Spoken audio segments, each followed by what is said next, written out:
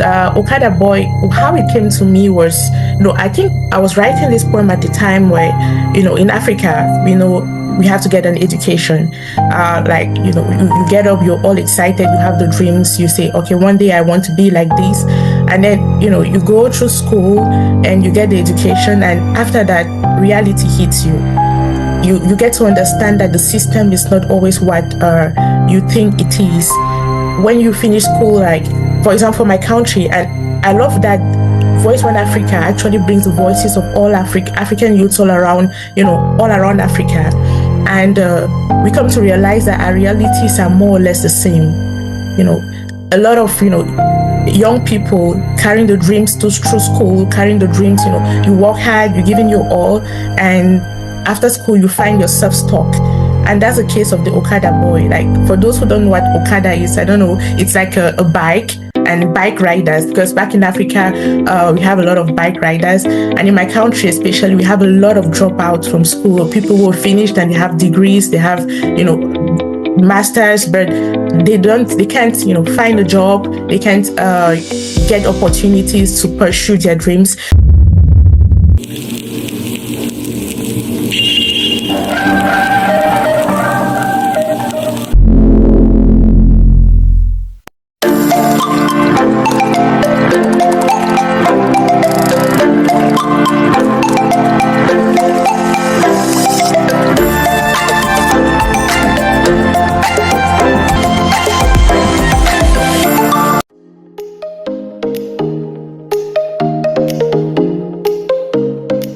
We can start with introductions. Our writers are here. You will get to meet them one by one as we go through the evening. But before we get to that point, let's go all the way to the very beginning, right? Where it all started from.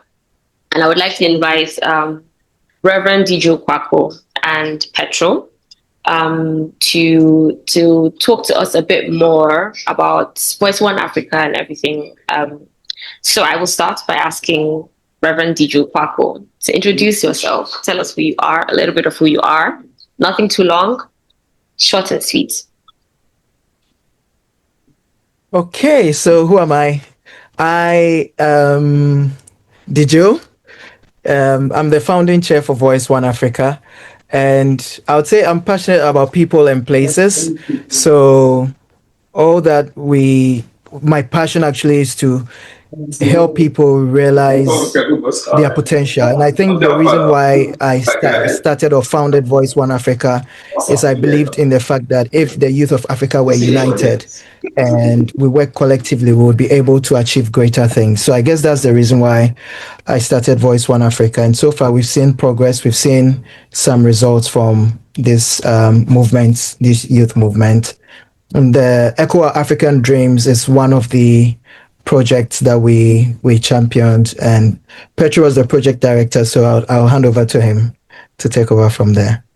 I'm Petro Mwanya. I'm a lot of things, but I like to just be known as a poet.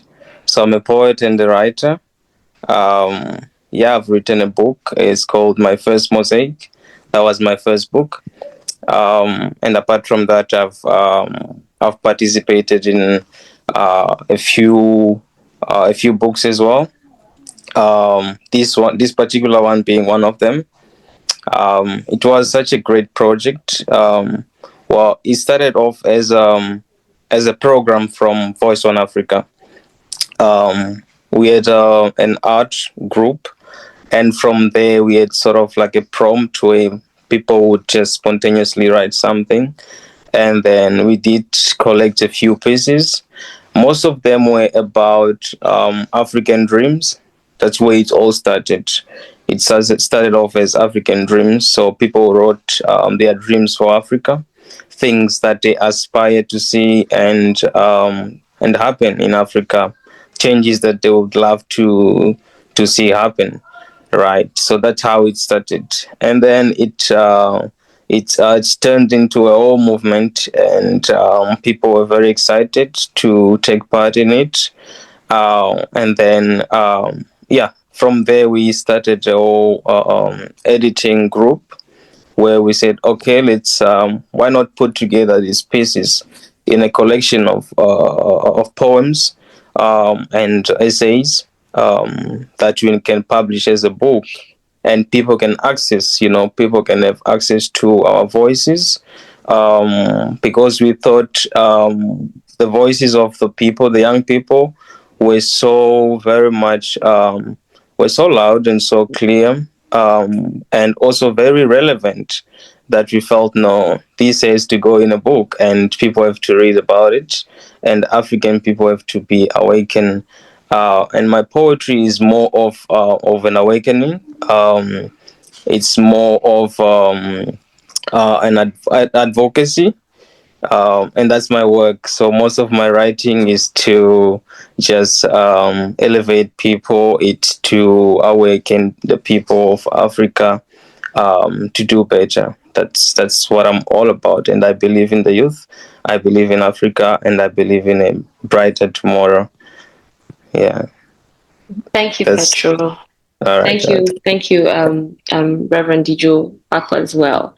Um, let's go back to Voice One Africa. Reverend, can you talk to us about Voice One Africa? What it is, what it does, why it exists, how long it's existed for? Just tell us the journey so far. I think Voice One Africa actually started in 2020. And like I said, it was a vision that I had about uniting the youth of Africa.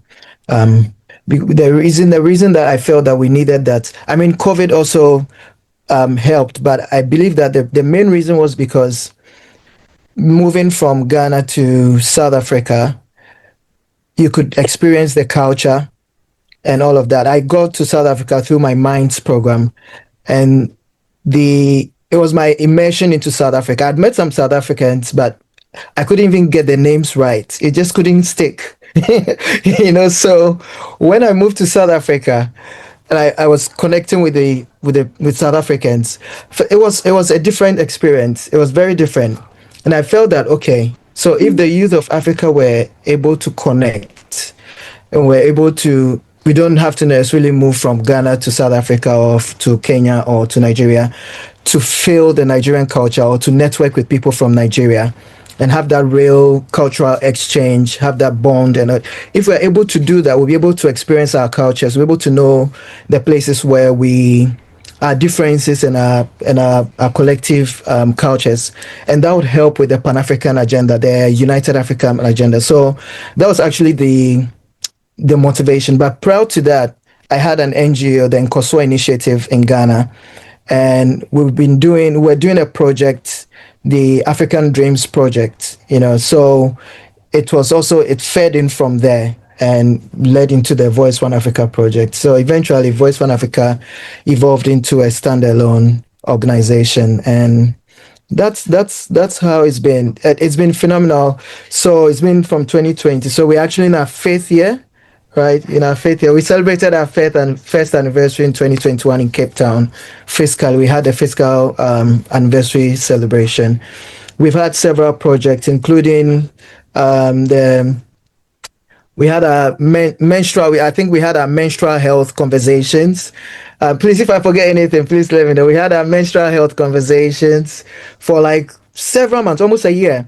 Then we transitioned into our mental health conversations, Serene Minds. Then we had our Learn My Language, Teach Me Yours. It was cultural exchange. So we had people learning different languages. We had what else? I mean, one of our flagship programs is the EDP for Africa, Entrepreneurship Development Program for Africa, where we give grants to business startups, and then we do 3 weeks intensive free training, entrepreneurship training. And so far, we've trained about 3,000 participants and given seed grants to about 12 people. 12 business startups, across Africa. Then, of course, I can't forget our anti-corruption syndicate, which it's also a very phenomenal project that we've been doing.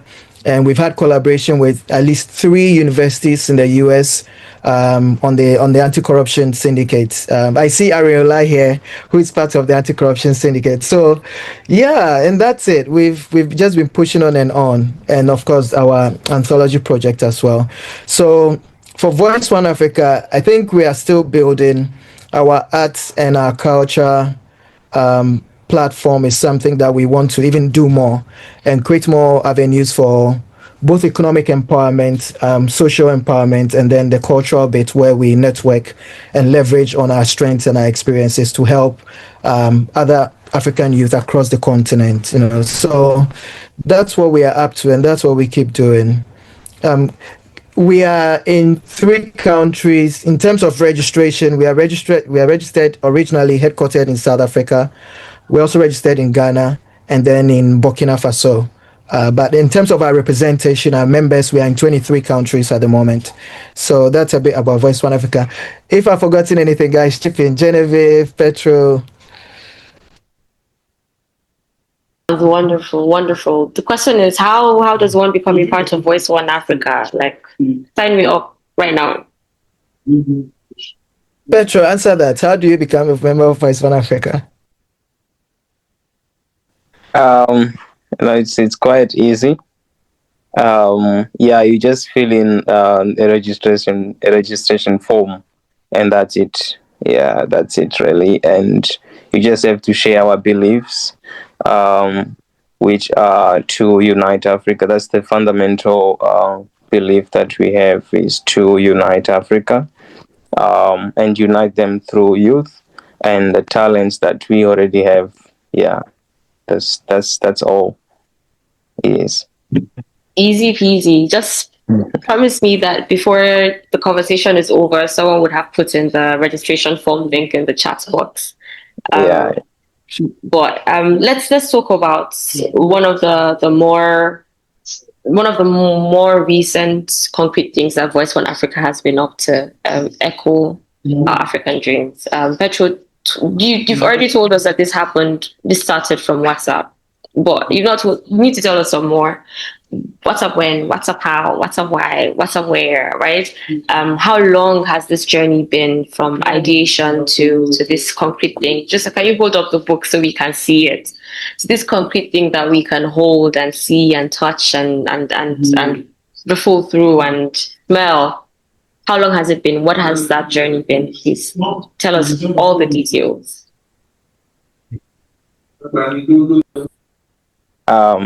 Okay. So yeah, we started compiling those pieces from WhatsApp, from a WhatsApp group. We had a few artists, a few writers that we had selected that were part of the group. So now, okay, like I said, it was a prompt. It was just a prompt. I think someone wrote a piece. Someone wrote a piece and left it on WhatsApp, and then another one came on and added onto that piece, and then it went on like that, and everyone was excited, and everyone was just sharing something, adding something to the previous piece, and it became a whole an amalgam of lines and rhymes and ideas and stanzas. People were just adding 1 line, 2 lines, 3 lines, and it was more of like a jam. Like you can have a jam session where people perform poetry, but today it was more of just writing, and it was a very exciting experience. And some of those pieces are the ones that you see at the beginning of the book. They were actually included in the book, the original pieces as they were written on WhatsApp. And that's where it started. You won't believe it, but that's where the whole thing started.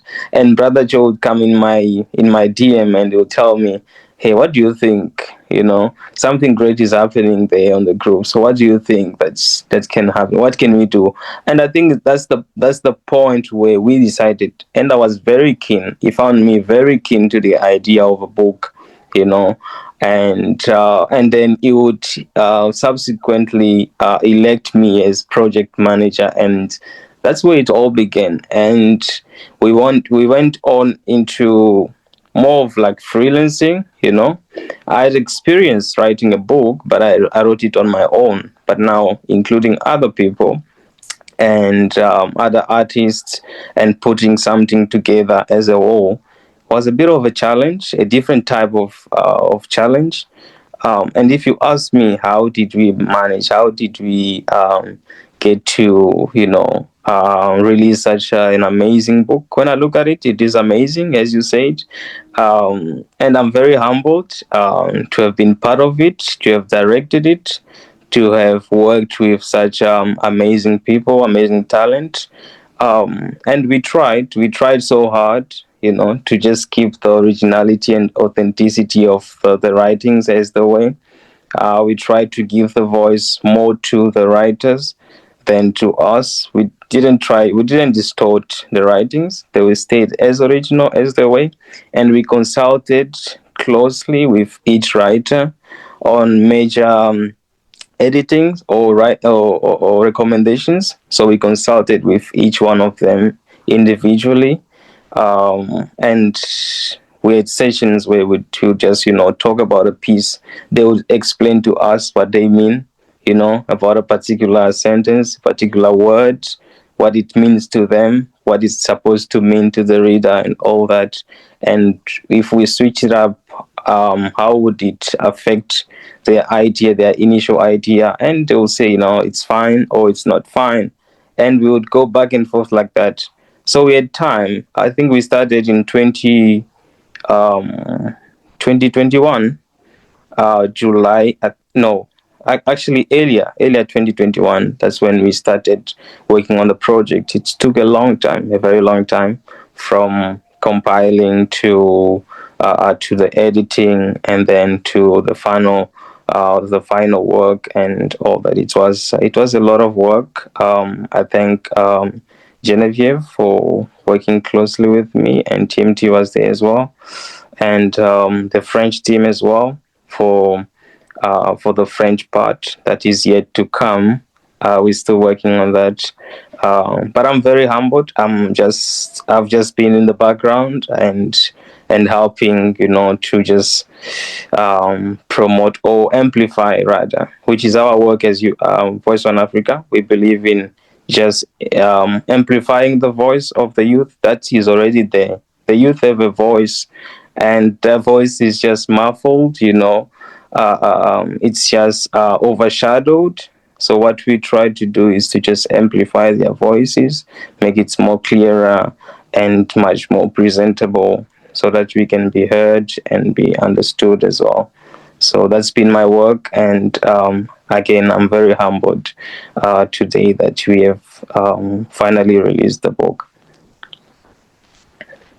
That is so wonderful to hear, Petro. And I'm again, I cannot say it enough. I'm in awe of the work the team has done. It's a truly Pan-African piece of literature, as Pan-African as it comes. It's multilingual, it's multi-country, it's multifaceted, it's multi-concerned, multi-solution oriented as well. It's really, really fantastic to see. But it's been enough talking, right? Let's get to the business. I want to bring Tim T on. Some of us haven't read this book. We don't know what you guys are talking about. We don't get it yet. Please, can you read an excerpt for us of something lovely you wanted to share with us? Can you read an excerpt so that we can all participate and buy into this, just the glory that this work is? All right, yeah, I can read an excerpt. I think I'll be going to one of Genevieve's. I think we're talking about it earlier. So I'm going to go. Just give me a minute so I look at one of hers. Okay.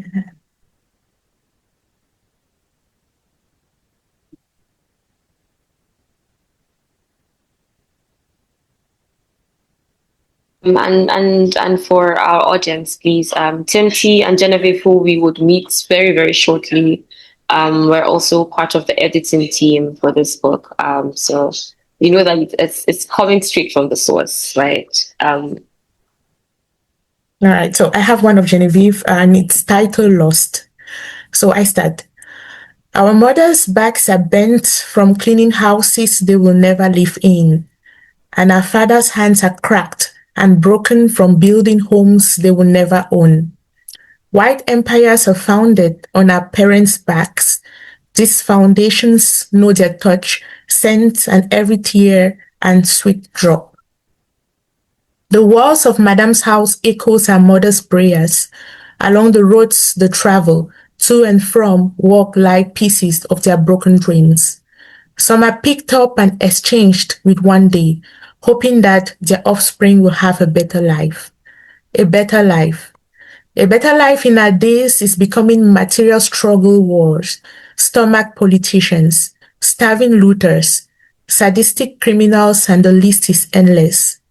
Our schools have become brothels, social gatherings to debrief weekend sextivities, drug trades and form alcoholic academies, while clinics and hospitals vomit out girls and women who bear fatherless children, sons and daughters with guns and stab wounds. Corruption is the new norm, and complacency has choked us. From dreaming dreams with weight, so we settle to dreaming of holding an iPhone, owning expensive cars, name brands from head to toe to cover our naked bodies and colonize brains that drown in depths. And I am tired. I am tired of supporting politicians over indulged bellies who only know of the poverty anthem, yet extend us a rope long enough just so we hang ourselves on their words. They sell us superficial dreams and inject us with Amandla Ngawetu. The power is ours. That slowly kills us, and we cover up phrases of struggle songs we know nothing of, when those who wrote and sang these songs met heads in with death. I beg. I beg of you to hear my cry in these words. Freedom cannot be bought, and this battle is far from over. Economic exclusion is no game. The bank's pillars are rooted in this. Hear me, oh, hear me. We are used as ladders and stepping stones to the thrones of power while we continue to kneel down, exalting these institutions that extort all we have worked hard for. Our Black consciousness sleep to the false lullabies of equality. Those who have enthroned themselves have sold us to the highest bidders who use our time, minds, and bodies to enrich themselves and keep us begging to be enslaved to the system. Our people are sold out, and that is why we have no land. Thank you. Thank you so much, Tinti, for sharing. And honestly, goosebumps. But the night is just getting started, isn't it? What I wanted to share with the audience is this such a sense of urgency, such a sense of place and time to the poems that you would find in these books. And I wanted to ask Genevieve if she was ready to share a poem with us as well. And then we can start talking about the letter, the spirit of the letter. Genevieve, can you hear us?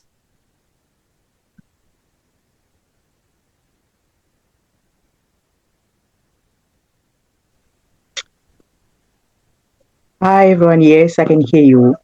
I am not ready to share a poem yet.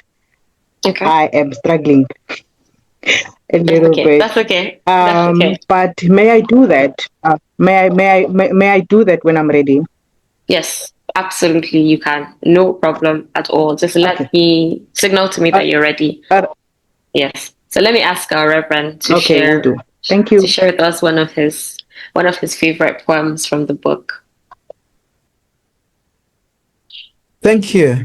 So I'll actually be reading just three of the African dreams.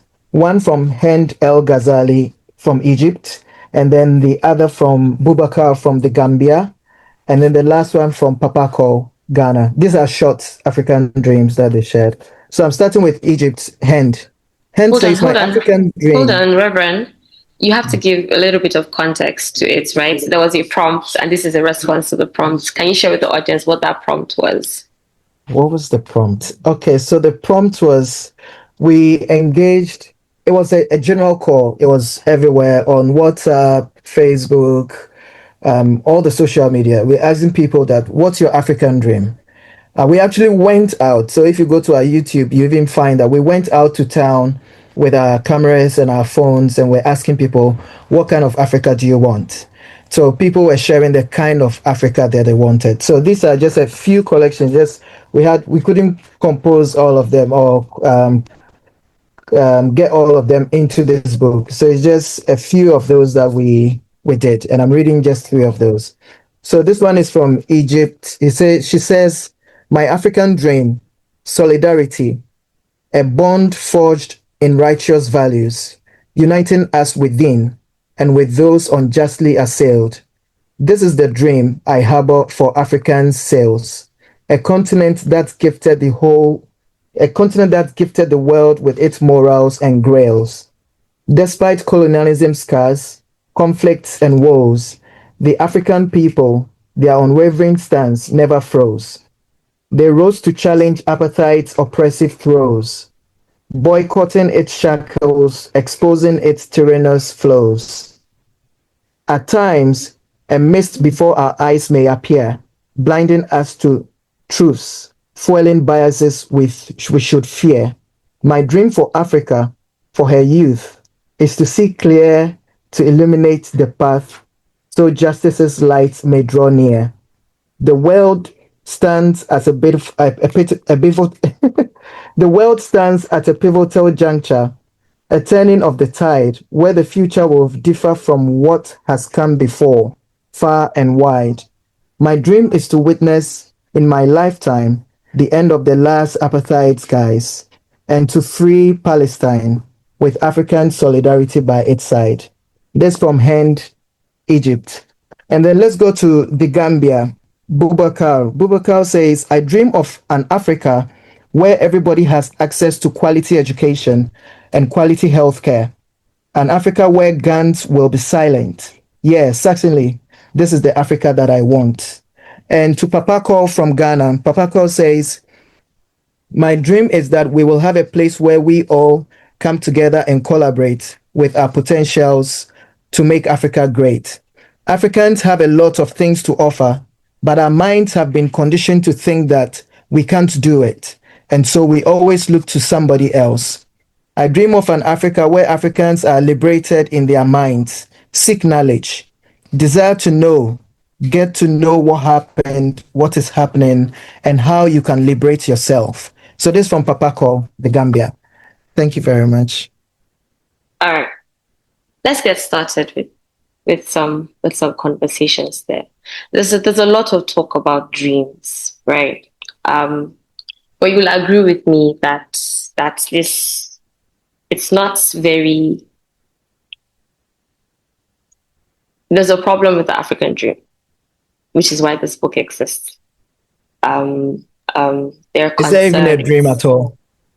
No, this is, don't ask the question. I ask the question. Sorry. This is my question to you. This is my question to you, right? Giving our current context, our political climate, our geographical realities, what is happening to the African dream? What's up with the African dream? Let me ask Petro, since we've not heard from you in a minute. Okay. Yes. What has happened to African dreams? Okay. My sentiment is that the African dreams have fallen into apathy. You know, we have gotten to a point where most of us do not care anymore. You know, we'd rather feel the pain than heal the wounds. We've gotten used to it, that we feel like, okay, we can just live like that. We can just carry on. We've come so far with these precarious conditions. You know, it's even glamorized. You know, poverty is glamorized. A struggle is glorified. Like, you know, we have to struggle. But my dream for Africa is an Africa where dreams are attainable. And those are young dreams, you know. You can wake up today and have a dream and believe that the dream is attainable. But most of us don't have that luxury anymore. We live in a continent where we'd rather struggle, than fight for our dreams. And everyone will tell you, just go find a job somewhere, be a cleaner or be a security guard and stuff like that. Just find something to do instead of dreaming, instead of sitting down and writing a book, for example. People don't believe in that anymore. But those are the things that will take us out of the apathy or that dormant state that we have put ourselves in. That's what's going to awaken our spirit, and that's what's going to change our lives. I believe in change, but most of us don't. And it's so hard to find people, believing so much in change that they want to make it happen. Understand? So I think our work is just to help the African youth to become more involved into the destiny of the continent. We have to be more involved into governance, more involved into the decision making, involved in politics. Politics does affect us so much, but we've left it to the old people, and they take over. And obviously, they just fill their pocket and they don't care about the youth. And then we languish and then we cry and we struggle, and nobody hears us because we're just the youth crying to each other, and we don't have the equipment. We're not equipped enough. We're not. Uh, we're not given the opportunity. There's very few opportunities, and when they present themselves, they are for grabs for the people already in power and their families. And then nepotism comes in, and obviously, all of us are left to just to languish and to struggle, and we have no access to anything, no access to tools, no access to the equipment, no access to the information, with no access to the knowledge. That's what is being denied to us. And obviously, again, apathy will come in, and then we'll find ourselves doing things that we didn't plan to be doing.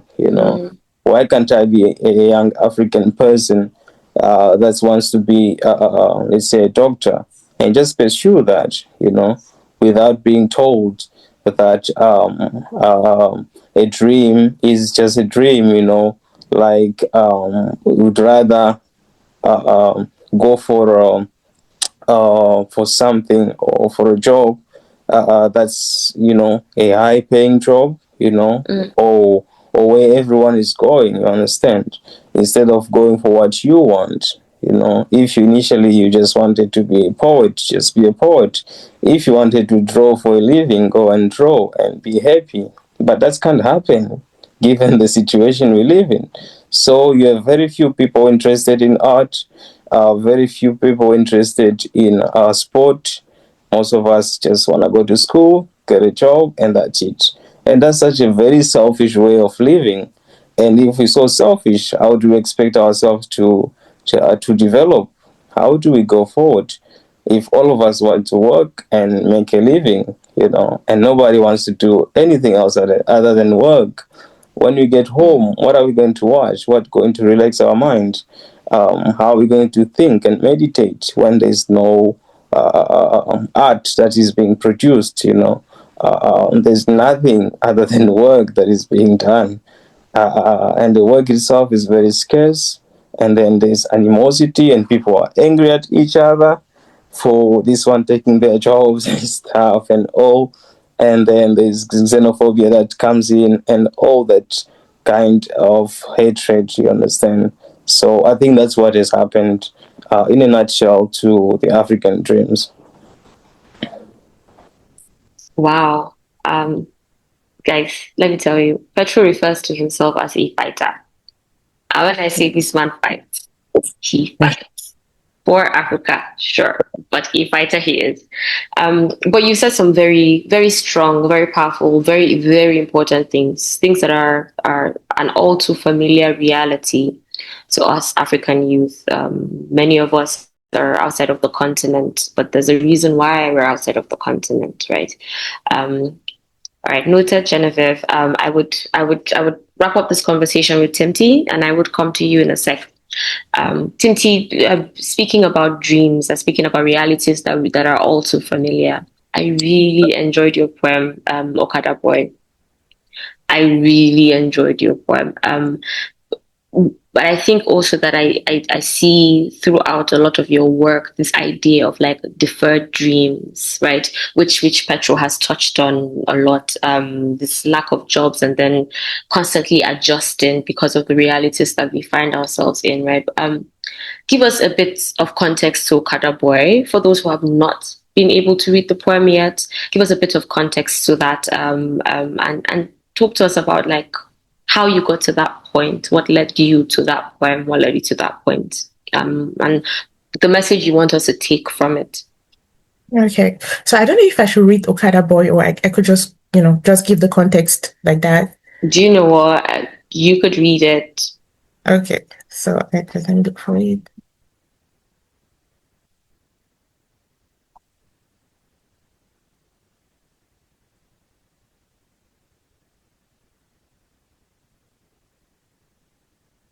Okay. So here I go. The Okada Boy. Buttocks now flat, 8 and 7 years seated to possess what get white-collar jobs. Proficient in the Oyibo man's language, learning to one day wheel in cheers. The day we wore clocks with pride still remain fresh in my mind. With bulging chests and heads high, did we now stalk the neighborhoods. Parading like a pageant, my soul soon wore out like our math teachers. My soul weary, my whitest shirt now brown, knocking one office to another. Like a cold glass of icy water splashed on my face, it dawned on me the slogan was different. You need to know somebody who knows somebody somewhere. If not, chip in something for the boss.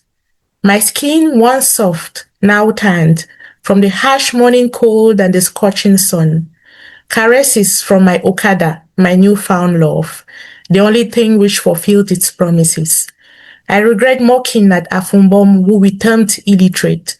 Each time to his garage I go for repairs, each time he laughs and says, literate don't turn being an Okada boy. My dreams thrown to the pit like garbage, faced with a system where meritocracy is gibberish. Those to provide stealing from those in need, they have to feed, they have to guide, on them they now feed. Literate don't turn be na Okada boy. So actually, yeah. So in line with what Petro was saying about the, the African dream, Okada Boy, how it came to me was, I think I was writing this poem at the time where, in Africa, we have to get an education. Like, you get up, you're all excited, you have the dreams, you say, okay, one day I want to be like this. And then, you go through school and you get the education. And after that, reality hits you. You get to understand that the system is not always what you think it is. When you finish school, like, for example, my country, and I love that Voice One Africa actually brings the voices of all African youths all around, all around Africa. And we come to realize that our realities are more or less the same. A lot of, young people carrying the dreams through school, carrying the dreams, you work hard, you're giving your all, and after school, you find yourself stuck. And that's the case of the Okada boy. Like, for those who don't know what Okada is, I don't know, it's like a bike and bike riders, because back in Africa, we have a lot of bike riders. And in my country, especially, we have a lot of dropouts from school, or people who are finished and they have degrees, they have, masters, but they can't, find a job. They can't, get opportunities to pursue their dreams. And in order to feed themselves, to feed their families, they are forced to use the Okada. And the excitement after you finish school, when you're graduating, when you wear the robe, and you're proud of yourself for bagging a degree, you're proud of yourself for having, your master's, but you enter a system where they don't meritocracy has no it has no meaning, and sometimes, like, we know it, you need to know somebody, they call it connections in quotes, but the connections won't come out of meritocracy. Like, you won't merit it. It's actually nothing close to merit. It's mostly about, do you know somebody? Are you cousins with somebody who is well placed? Are you, yeah, connections? Yeah, who do you know? Who is sending you? And who is backing your application, and stuff like that, for people who do not have the same, because not everybody will come from a wealthy home, not everybody will come from a place of where they know people who are high placed, and which is not in place, actually, because everybody is allowed to have the same opportunity as any other person. And our countries, in fact, Africa, is in such a way that when you don't have these connections and you don't have this opportunity. So that's actually what triggered me to write Okada Boy, because at some point I was in the shoes of this, of this graduate, and I think a lot of Africans are in those shoes today, and I just wanted to express it in that way, and that's how sometimes the African dream can be for most of us Africans. Yeah. Thank you so much for sharing. Thank you for writing. But also thank you for sharing. I feel you. Isn't this the African story these days, unfortunately? Genevieve, I'm ready for you. Can you please tell us the title of the poem you want to share, and then share it with us? Oh, okay. Hello to those who may have joined just moments ago. I'm Genevieve. Okay, so the piece that I will read is written by Pepra, Citizens of Nowhere. Standing as citizens of nowhere, we stood for you and us, trusting the very dreams dreamt us in yesteryears. So your learned brains, to your learned brains, sorry. We sold ourselves. Excuse me. Right. We sold ourselves and trusted in exchange for hope, hoping your honey-infected lips quenches our thirst to seal tears of tomorrow. Yet we lay here in tattered skin and broken hopes. We know not what to dream of today. The sun has gone out of energy here in our land. It shines night and it rains wind on many lips. A few have the chalice raised up their nostrils, perhaps to collect a storage in guise for posterity. A chosen few stand a chance to merit in the morrow. You've built yourself tainted empires to soundproof our concerns that you call noise. We sit on thorns to dream of hope for tomorrow and of love for this day. With hope to live, allow you to play our minds. For you to call us names, dumb Africans, mere citizens of nowhere. And I feel in the current,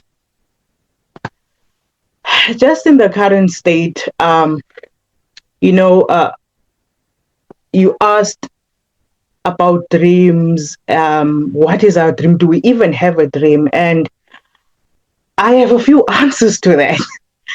And I feel that this poem, speaks to that, and challenges it at the same time. And I think as the youth or young Africans, we do have dreams. Some of us do not know how to dream. Some of us self-sabotage our dreams. Some of us have the dreams, but we are paralyzed by fear. For some, reality just does not allow them to dream. And our dreams as well don't align. And it makes it difficult to say, this is the dream that we have. It makes it difficult to have those conversations where we as the youth can sit and say, okay, this is our dream, and these are the steps we have thought about. These are the steps we have taken to achieve our dream. And I can understand why we struggle. I can understand why there are dreams and we just don't know how to get there, because our reality in most cases does not allow us.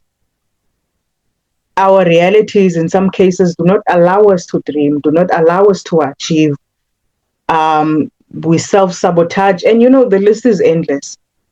And at times I think, when in the context, for instance, in South Africa, where there was apartheid, there was a dream, and the dream was to be free, right? And whether you fully understood, everyone had their own picture of freedom, right? But to a certain extent, they understood that this is where we want to be. We want to govern ourselves. We don't want to be controlled. We want to walk to wherever we want, whenever we want, without having to show a document. We didn't want to be limited. So they knew what they wanted, and they fought into that direction. And there were challenges. Some of them maybe were paralyzed by fear, but ultimately they got there, right? I'm using that they got there because in this day and age, I, as Genevieve, as a Black person in South Africa, I do not feel free in my own land. And that's a conversation for another day. But for now, they knew this is what we want. And they had protests, people died, and ultimately they achieved their dream. So what is ours in our day and age? How can we get there? I understand and I can see, there is corruption. There are a lot of graduates and they don't get opportunities because for you to get an opportunity, you must be connected. If you are not connected, you must prostitute yourself to get a job. Even, being like art not being considered as a job, or you studying art is seen, especially in the African context, you're wasting your time. You should be in the office. Do you understand? So even that mentality is what is keeping us behind, because art has its own space, right? Art affects people differently. Art makes people think. Art makes people, envision themselves. Art makes you see into someone else's world. Art also, what's the word I'm looking for? Art calls out nonsense. Do you understand? So it's difficult in our context to explore those things. There's a poet that I know, when he introduces himself, or when he's about to perform, he always says, I'm a full-time slave and a part-time artist. And that is the reality of many. Because art is not considered a job. Art is not considered, something that is prestigious.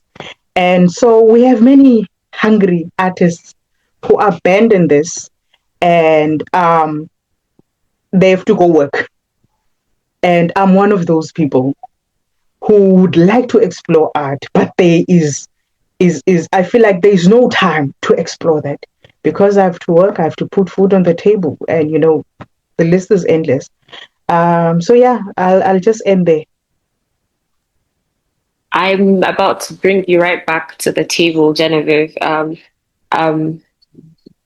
Because this idea of deferred dreams, there's something you do with one of your poems which I enjoyed as well, Orphan's Prayer, where it's like it's a cry for help to God, like a last hurrah, so to speak. I'm very interested in how you were inspired to approach this prayer from a place of hurt and from a place of neglect. I'm very interested to see to hear about how you approached writing a poem in this format, right? And I also wanted to hear from you because this is probably one of the more hopeful poems that we have in the book. I wanted to hear from you about this. Okay, we know the concessions that we make to survive, that which you've just spoken about, right? Foregoing our dreams because survival is key. How can we find hope in the midst of like such desolation, for instance? So just talk to us a bit about the orphan's prayer and how we can continue to find hope even when things around us feel difficult.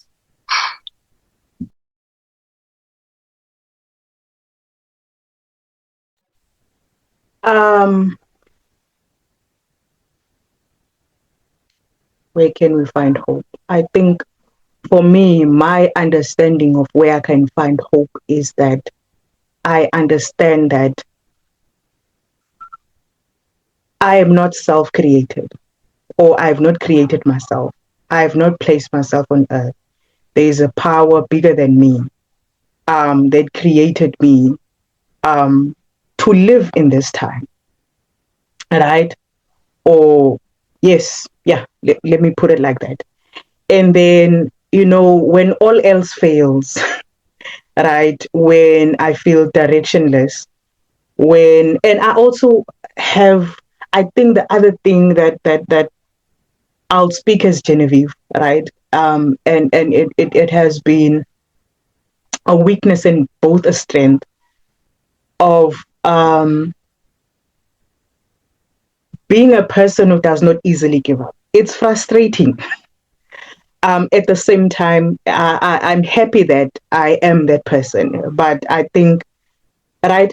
So I think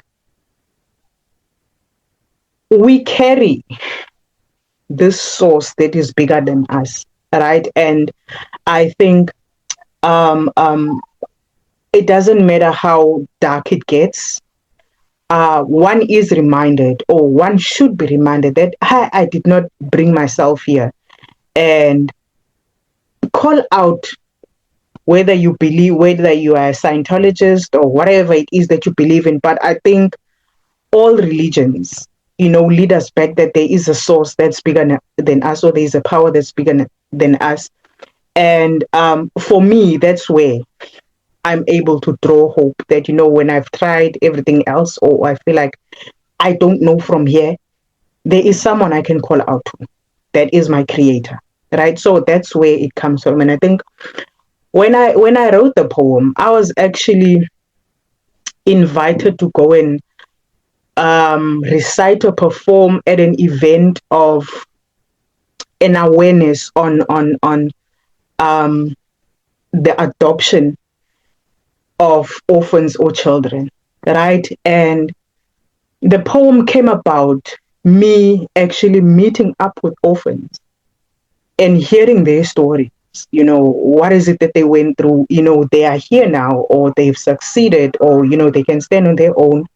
What has been their experience? What got them through? Because I can imagine how growing without your own biological parents would affect you, right? So I needed to write something from the perspective of the person who has experienced this thing. And that's how it came about. Some of them felt, look, things were terrible, right? And there's knowing that there is someone that's bigger than them, that's what kept them hopeful, right? And so that's how that poem came about, or that's how that poem was built. Sorry, that's my baby. Thank you for sharing.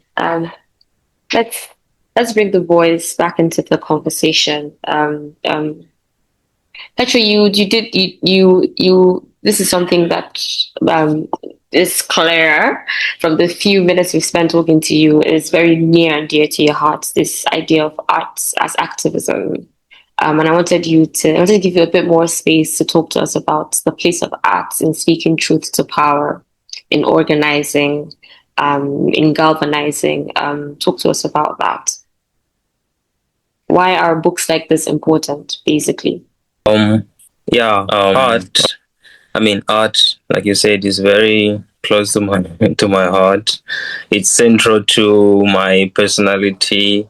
It dictates everything I do, the way I conduct my life, and everything is all about art. And it's such a beautiful thing to be an artist and understand art in depth. Um, but it's also so painful to look around and see how scarcely people invest into art, invest time or even their attention. Our people have no taste for art anymore. We don't go to art galleries. We don't even have art galleries. We don't have museums. We don't have platforms where art is being performed, and people on a weekly basis in the weekend go and take part into art activities. We don't have such activities. Life where I am, like in Cape Town here, um, the weekend is more for parties and and drinking and grooving. We call it grooving. Grooving is the activity of involving yourself into alcohol or into barbecues and stuff outside. Or going to nightclubs, that nightlife and stuff. That's what people usually, devote their time to when it's weekend. And today's Friday, which means people would leave work very early.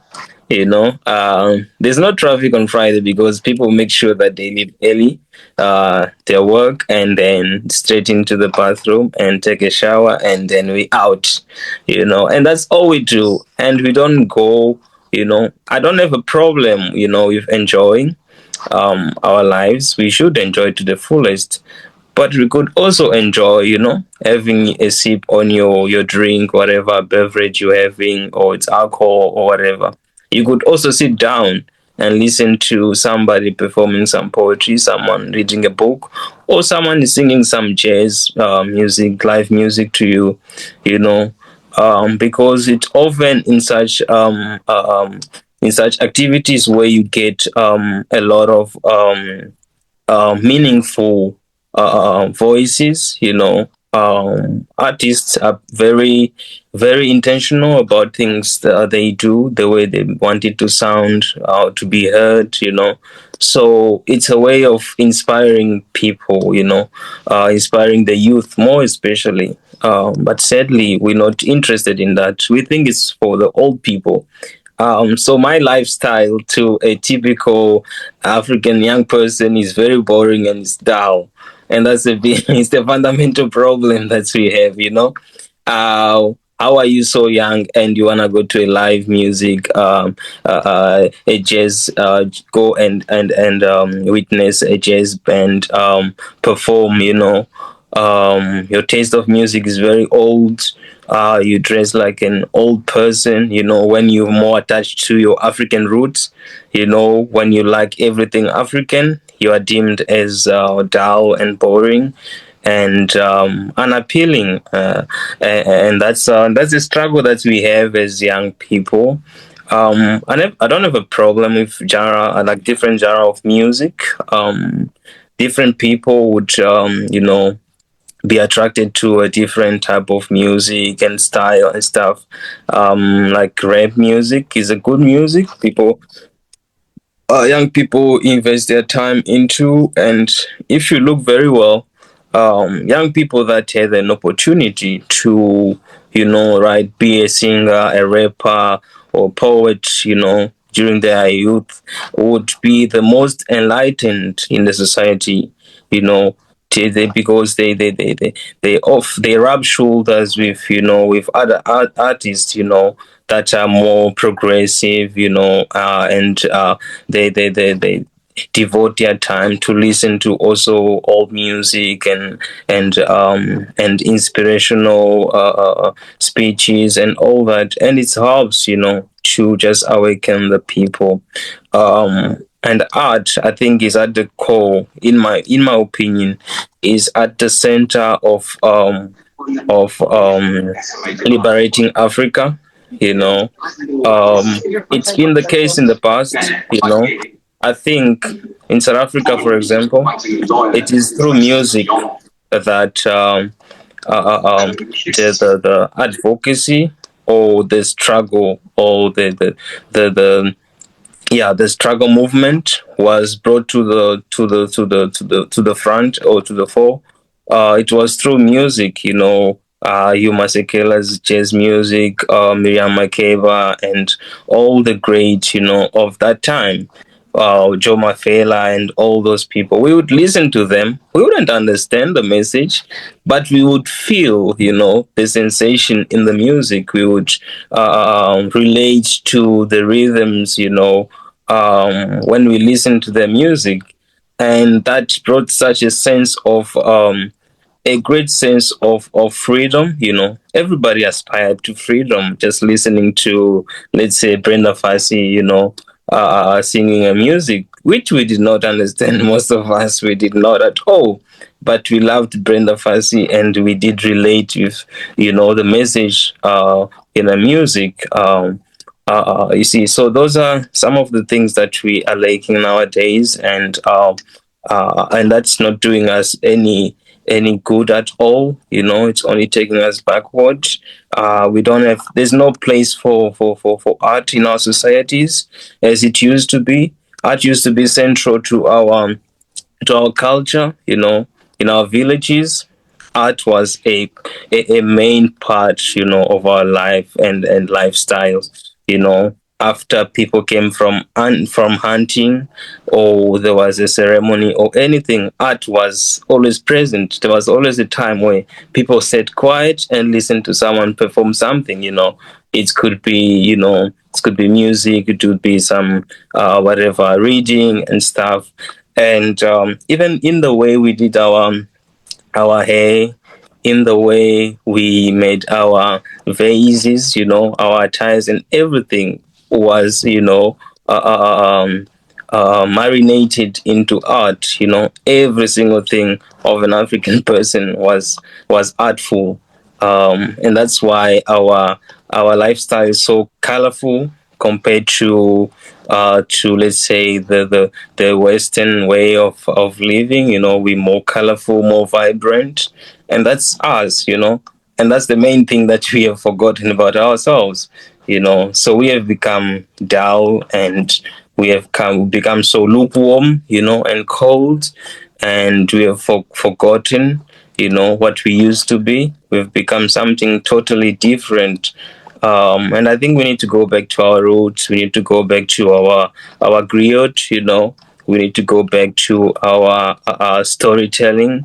We need to go back to, sitting down with your children and just telling them, oh no, old stories. Some of them that are just they are myth, but those myths did, speak some sense into us, and they meant something, to our culture and what we represented. But alas, we've forgotten and forsaken all that, and we have relinquished, our authenticity. And there's no way you can be authentic, as a people, if you don't own your art, you don't own your self-expression. We don't have a way of expressing ourselves, you know.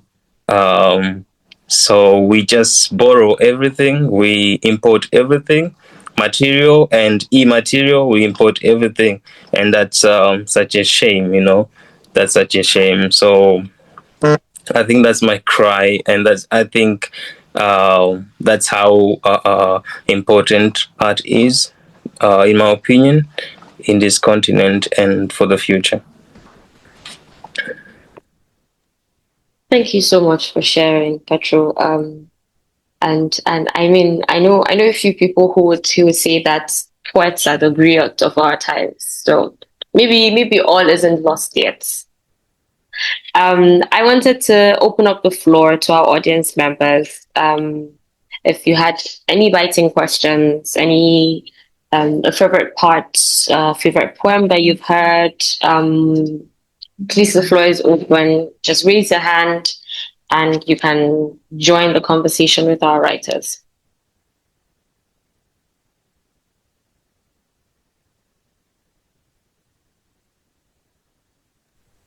Yeah, that would be great. It would be great to hear from everyone else. Absolutely fantastic. Yeah, what you've heard so far, what you think, if you've had the opportunity to read the book, yeah, your thoughts or what you've heard so far from the authors. Yeah, that'd be good. Yeah. We have one hand up. Arinola, please, you have the floor. Okay, good evening, everyone. Good evening. Good to see a few familiar faces. Well, I have not read the book. Hopefully, I will get access to the book, but I just want to share one thing that every single dream is valid. Just remember that every single dream is valid. Do not lose hope.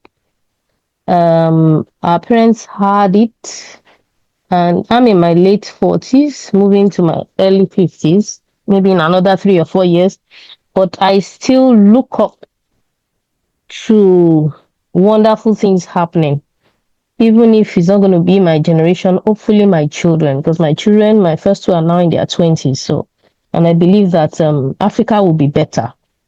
Our leaders have done their bit, even though we have a lot of leaders now. There was an article I saw recently. We have leaders in their 70s, 80s, early 90s, ruling people in their 20s and 30s. There's a very huge gap. But as far as I'm concerned, your dreams are valid. Don't lose hope. Work towards it. Put in the efforts, and hopefully we'll get to where we want Africa should be. Thank you, everyone. Well done. Thank you so much for sharing, Arinola. Thank you so much. And you have actually given us a launching pad for how we will try and wrap up this conversation. But in the meantime, the floor is still open. If anyone has any thoughts, has any questions, please just raise your hand and we'll jump right to you. Joseph, back to this idea of dreams, right? You were the person who said, do we even have a dream, right? Which is very interesting because we start the book with your African dream. And you said a little bit of what Arinola has said already about this age gap between our leaders and the people that are being led. So can you confess your sins now and tell us really, truly what your African dream is? Yeah, I mean, I have a dream. Right. So, yes, my dream is to have an Africa that's, I mean, where everybody has a right to the city, where people don't have to be living in the city and then in the margins, So from my urban planning background, if I could read just the first page of This is Stupid, the absurdity of urban planning in the global south. The African city is our creation. Within the chaos, we will find beauty. The first step to urban tranquility, whatever it means, is one of conscientiousness and acceptance. We may have started on the right note. Elitist planning may have been justified at the time, but obviously not working for us now. It's not worth it. Change is a constant thing in life. African planners and built professionals must dare to be different, to face and embrace the challenge of the unique planning required for the inclusive future African cities desired. So for me, it's more about inclusive cities where our urban planning caters for the informal sector, because like we've all alluded to, we have a very large youth bulk, and what the issue is that our planning, because our African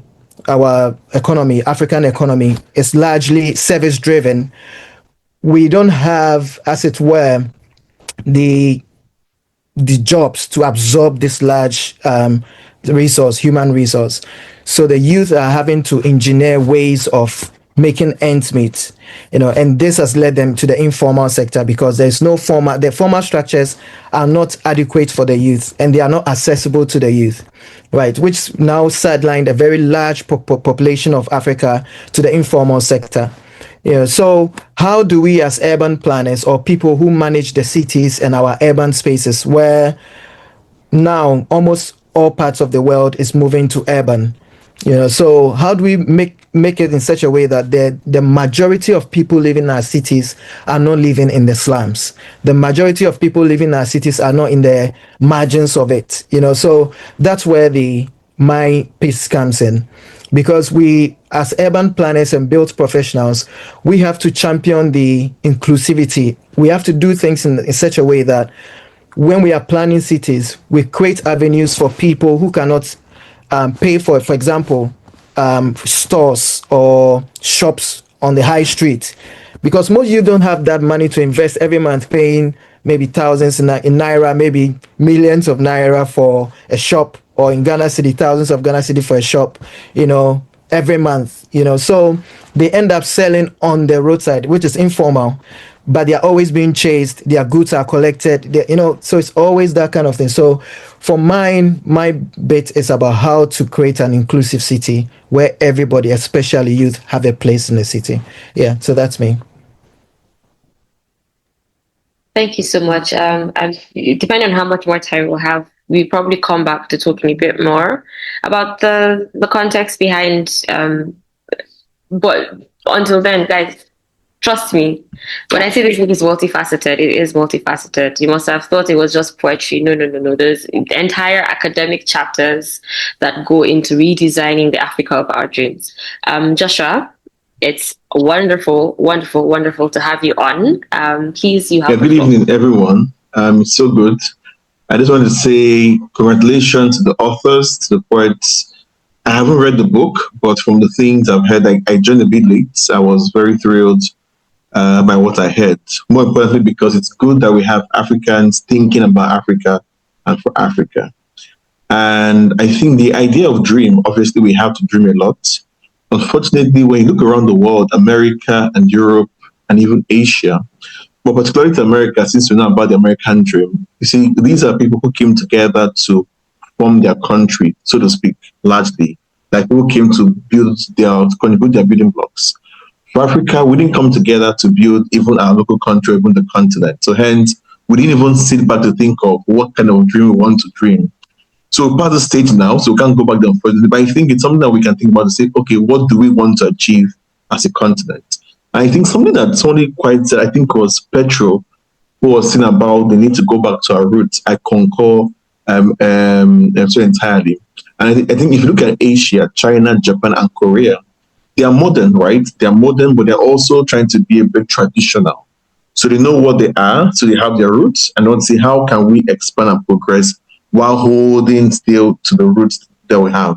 And I think this is something that we have to really cherish and to see how to go. Then I always try and tell myself, sometimes when you discuss Africa, I'm not quite sure how many people on this call currently live in Africa. I'm sure many of you are even in the diaspora. Africa can be so depressing. I think somebody even talking about hope. So how do you hope? It can be so difficult to have hope, optimism in Africa. Because when you think things are getting better, things begin to get worse. Like, oh my gosh, let's do this.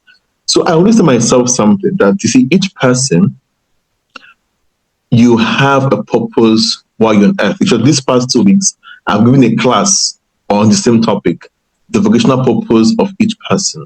Each person has a purpose while you're on earth. That's more. I think a lady made a reference to that. She was talking about supernatural. I think the lady from South Africa, which was very nice. But the other thing again is this, I always tell my friends, the gentlemen and ladies, let me be so inclusive, we have to bloom where we are planted. Yes, we have to bloom where we are planted. And I think this is something important. For example, like in Nigeria, I see many people fixated with Japa. Now, Japa is a concept of people who want to leave the country to go to the diaspora, be it US, UK, Canada. I have no issue with that. But when you look at yourself, you can see that because to actually migrate is not cheap, it's expensive. And I'm saying when you look at yourself, you may not be able to afford it. And because you're thinking of I want to, I want to, I want to, I want to, you forget the present and you don't even work on yourself. I'm saying that everybody cannot migrate. Some guys have to stay back. Like if you want to stay back, you have to bloom where you're planted. And there are people who have stayed back who are doing also well. Not everybody is dying here. So I think we have to change this concept that we must get out to be able to make it. It's not true. So I think so. This is just something that occurs to me, but I want to commend the authors, the poets, and those that put it together. It is very impressive. Because I think as Africans, we need to discuss more among, and then even among the young people, to see how can we get a consensus. Because like we mentioned, the elders didn't have this conversation. But I think if we can have this more often, get more guys involved, we can be able to say, okay, this is what we want as a continent. For example, if you go to the US, people know about the American dream. It is consumed already. Even as much as knows in the US, if I'm hardworking and focused, I will make it. And people actually have stories. And this most people, and even for example, when you look at migrants who move to US, if you ask them, I go to US because of the American dream. I think it's something that we can also replicate in Africa because the opportunity is here. So once again, thank you, congratulations, and all the best. Cheers. Thank you so much, Joshua. Always a delight to hear you speak. Always a delight to hear you speak. So powerful. Took me back to my secondary school days. Bloom, bloom, bloom where you're planted. You must find a way. You will find a way, and you absolutely must find a way. Your children depend on you finding a way. So, bloom where you're planted. Genevieve had something to say. We're at the end stages now. So I don't want to let us start another conversation because we'll be here till tomorrow. Which We've got another handle from Father from Athanasius. Anthony. Okay, yes. Give me a second, please. Yes, please, Father, please take the floor. I'm just Athanasius, not Father. Dennis, don't be doing that, please. Yes, sir. Okay, so thanks for these conversations, and I'd want to again commend the authors for this very powerful output, and I believe, I'm very convinced that it's going to be transformational. It's going to change minds. It's going to change mindsets and drive our agenda forward as Africans. I'm quite interested in the fact that most of the conversations in this meeting tend to converge on this tension between our dreams and our reality, and just how powerful our reality can impact our dreams. In fact, it gets me sad that in the event where we face our realities, where there's this tension between our dreams and our realities, some people just give up. But I'm also excited by the fact that in the moment where we face this tension between our dreams and our reality, some people still want to push on, fight on. And that is where my inspiration is. The fact that we can choose to be tragic optimists. You know, there's optimism, but there's also this other layer of optimism which involves tragedy. And that is the inspiration I draw from the story of Sisyphus. You know, Sisyphus is cursed by the gods to roll this boulder up the hill. But Sisyphus never gives up. He keeps rolling because he feels that one day I can make it. So that is tragic optimism. And I feel that is one conversation we need to start and burden in the African youth. The fact that we will still fight on, although our realities say that, look, you cannot make it. Because the truth is, most of the things that we are fighting for may not be achieved or attained in our time. But we will fight on because we know that we want a better future for our unborn children, future generations. So although we may not attain these at our time, tragic optimism would push us to keep fighting because others won't benefit. And that is the other strand I would want to add to these conversations. But thank you. It's been great. It's been wonderful hearing all of you. And I just can't wait to lay my hand on that book. Thank you. Thank you so much. Thank you so much, Athanasius. Audience, I'm going to have to be honest with you. Every time one of you comes up, The words out of your mouth are just so enriching. I can't believe I waited this long to open up the floor. Should have done it since. Honestly, thank you so much, and I'm looking forward to hearing from more of our audience members. Please join the conversation. Please give us your little tidbit. I'm serious. Everything we've heard so far has just been so wonderful and so much of a reminder, right, of some of the things that we might have touched on, but we did not maybe did not clarify. And it's wonderful to see you take the conversations there. Thank you, Athanasius, once again. We have one of our writers who just joined us, Pepra.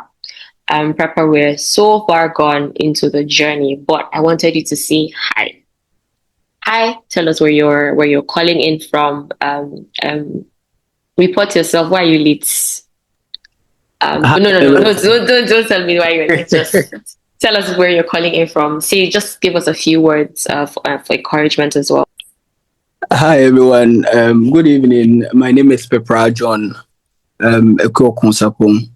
I am calling from Ghana. I actually joined in this very anthology. I was a bit late.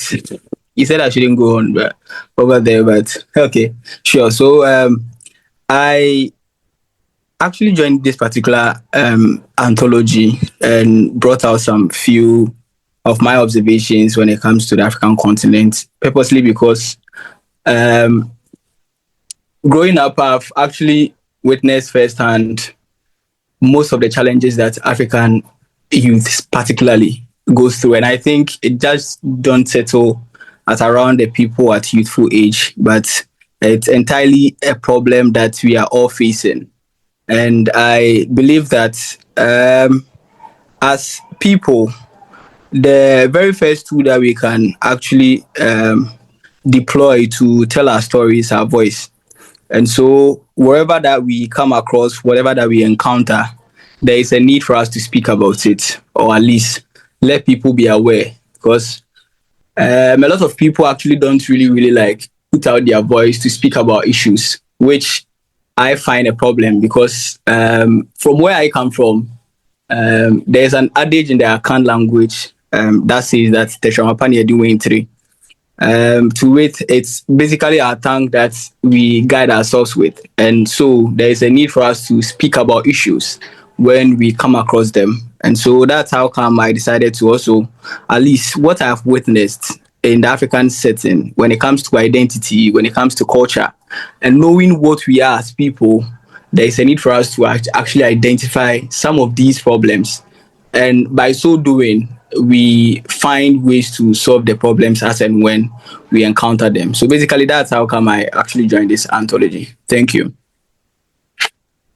Thank you so much, Pepra. Do you have like a verse from one of your poems that you would like to share with us, or two verses? But we would really like to hear your art from through your voice. Okay, so I have about two of them that are more tilted to, but I will actually speak a bit on one. Reason being that I think we are far behind time, and I'm actually very sorry for my should I say responsibility? Yes, I had to rush through something, but I'm glad that I'm able to join so that at least we share what I also felt whilst I was scribbling some of these words. Particularly, I am really like intrigued by the DSC art, the poem that's titled DSC, and it was basically a moment of deep sorrow that I wrote that particular poem because of a few realizations that I made by observing how a land as rich as Africa has all these potentials, and yet watch our active force, like the group that is the active force, the youth, actually travel outside to go for greener pasture outside. Meanwhile, we have this particular vast land here available for people to actually at least make something great out of it. But because of how in one way or the other, I won't actually blame it on just leadership. I think we failed as a people, like generally, by not really putting in place particular measures that are worth noting, so that people will find their lives comfortable enough to stay around and still help build their countries. So I will read some few verses of it and get us all to think of it from a particular way. So the opening line actually says, "Dear C, we are left a last hope and tears driven to pray you so heartedly." So basically, it's about how disappointed I felt at that particular point.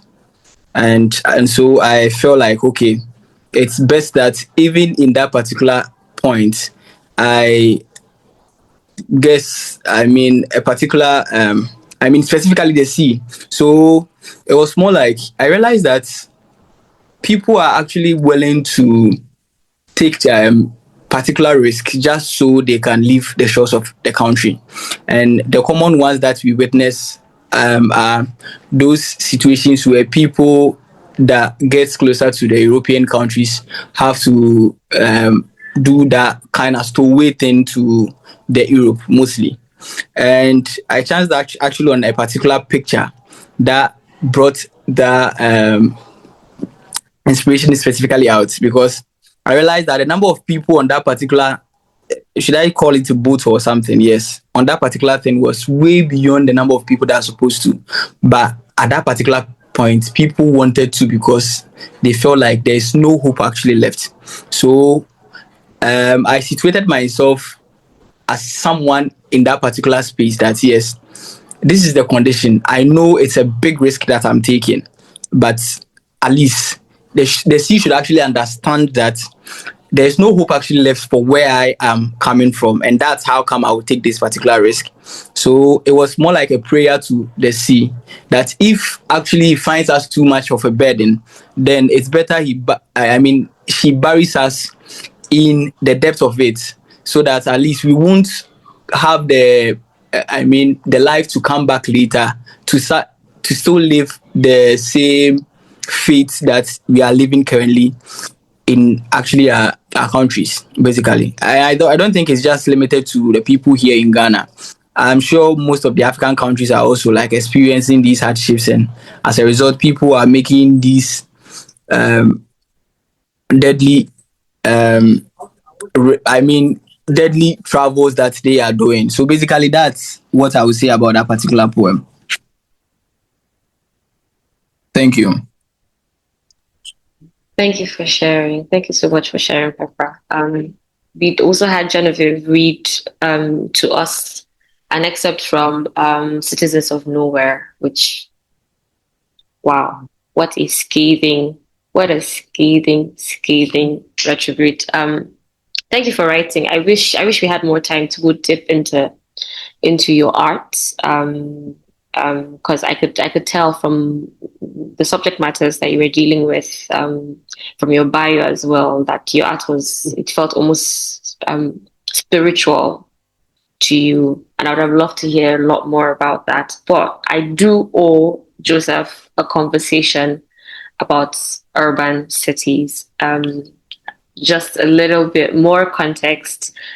Because this is one of the ways in which we break from poetry, and we have spoken a lot about poetry this evening. I just wanted us to touch a little bit more on the non-poetic side of the book. Talk to us about just a little bit, not too much, right? But just a little insight into your background and how your background was drawn upon to inform these parts of the book. Well, thank you. Not too much. Thank you, Mel. So my original background is in social psychology. Yeah. So in fact, the way I stumbled into urban planning is part of all the frustrations that we've all spoken about through the poems. So I'm originally a social psychologist, but after graduating and working in academia for some time, teaching in the university, and then I went into corporate as a marketing director. First, as a marketing executive, ended up a marketing director. But I wasn't satisfied with the output I was getting. Yeah. So I decided to switch into the public sector. Yeah. Because actually out of disappointment in the private sector, even though we did so well, I mean, we're not honoring, I mean, my employer was not honoring his contracts and stuff like that. So I felt that being in the public service, I could do more in the public service. And at least in the public service, you you get to see what you're putting. That was what I thought actually. So I applied into the urban segment, the Land Use and Spatial Planning Authority, which was the urban planning body of Ghana, of the whole of Ghana. Yeah.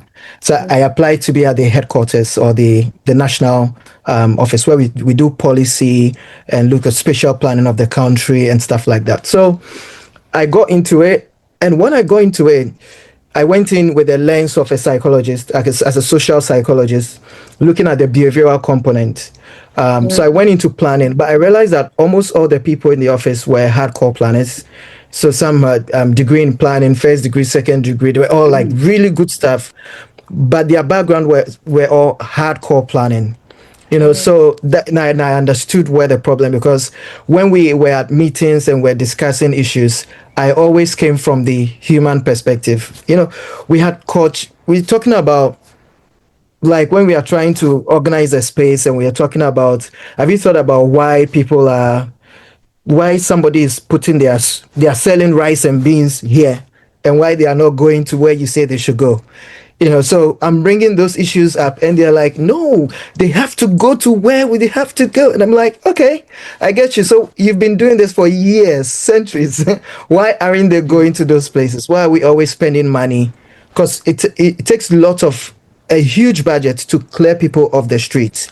I mean, if I should mention the kind of budgets that goes into what they call cleaning the streets and stuff like that, like getting this informal, it's a huge budget. So if we're always doing this at least twice, 3 times, 4 times a year, spending this budget to clear people off the streets, and then they come back a day or two right after that operation, they are back to the streets again, so it just didn't make sense. But I understood where these people were coming from, my colleagues were coming from, because these were hardcore planning, and the planning that we had, the understanding was borrowed from the West.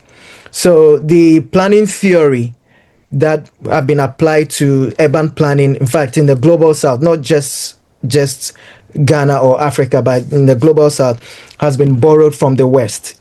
So this kind of understanding that the West had in terms of how they they got urban and how they build their cities is what we are transporting into our cities. But it's not working. Reason being, the West had over 200 years to go urban. America, UK, they urbanized over 200 years. However, Africa and the rest of the global south are urbanizing in just about 80 years. So, and the West had all of the benefits of exploitation, colonialism, and all of that. We don't have any of those. And on top of that, there's climate change. So it just doesn't add up. So I always had that tension. My colleagues made me feel like I didn't know what I was doing in the planning, because I had a psychology background. I'm working in a planning institution. So I sought out a master's program. I was going to do planning, but when I got to the website, I saw that they also had the planning focusing on the global south, which was southern urbanism in Cape Town. And I instead of doing the hardcore planning, I chose to do the urban studies focusing on the global south, southern urbanism. So I understood where all of this was coming. I've given you just a simple explanation of how we have transported the Western theories and superimposed it into our urban systems, but it's not adding up.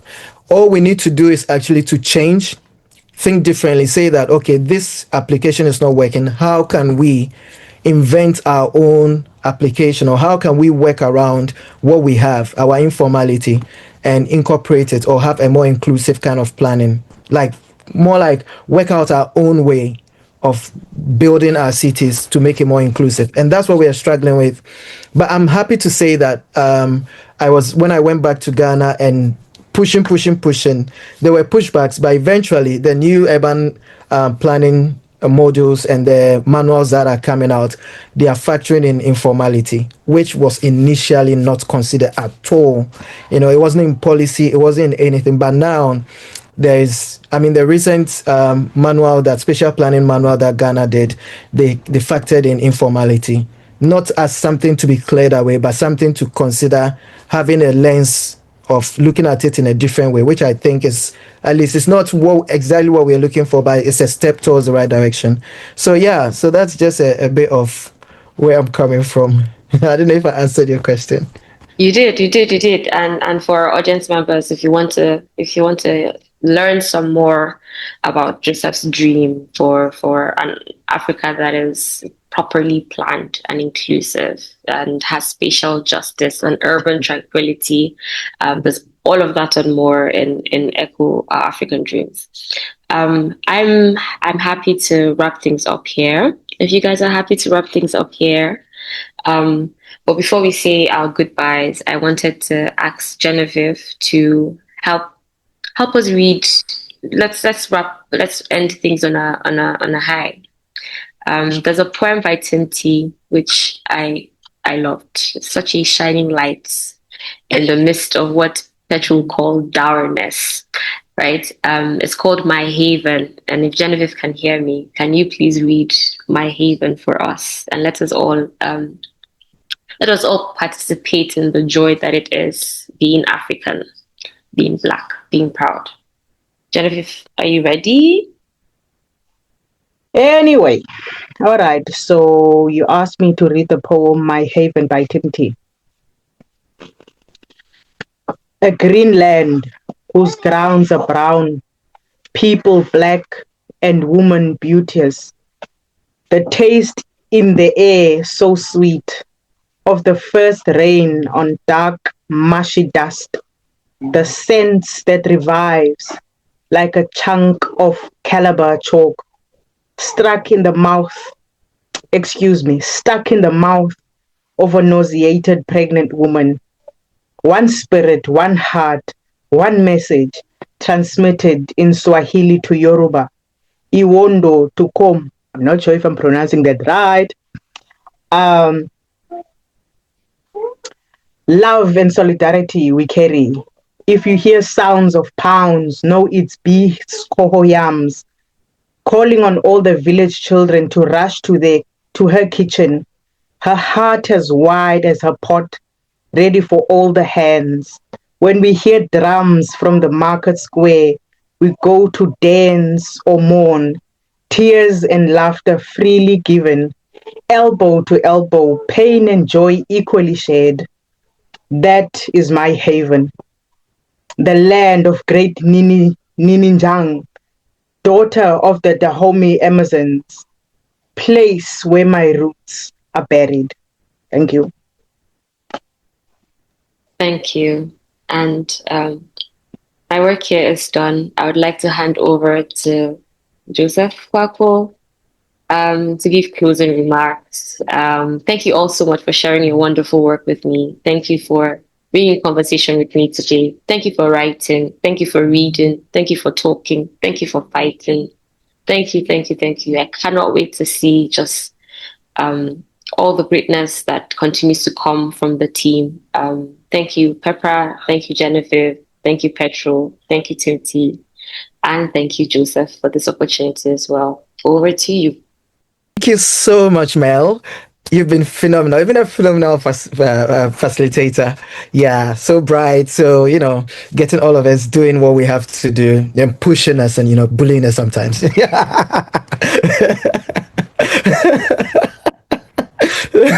Thank you. Yeah, we love you. All right, Ariella, it's good to see you. It's good to see everyone, guys. I think we've done a phenomenal work, and thank you so much for all the efforts, all the hard work we put into this, and even for making today happen. Thank you so much, Team T, for taking the lead on organizing this and putting all of this together. We are grateful.